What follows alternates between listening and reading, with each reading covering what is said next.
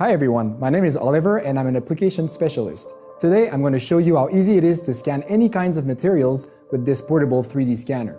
So here we have a manifold casting, and as you can see we have some shiny areas and more matte areas. So I'm just going to launch the lasers. And as you can see, it easily grabs onto the matte areas. I'm going to switch to the more shiny.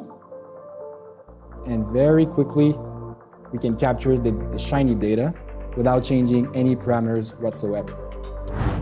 So here we have this black plastic manifold and its surface is really dark. Let's try it.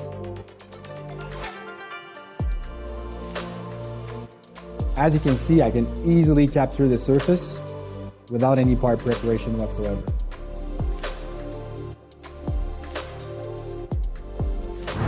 Finally, we have a jet engine enclosure that has 3 different kinds of finishes. Let's start scanning. So once again, whether it's white, shiny, or matte, I can scan the whole part using one single configuration. So clearly, we can see that regardless of the material, surface finish, or the size of your parts, the new MetraSCAN Black's versatility will allow you to efficiently complete all of your quality control projects.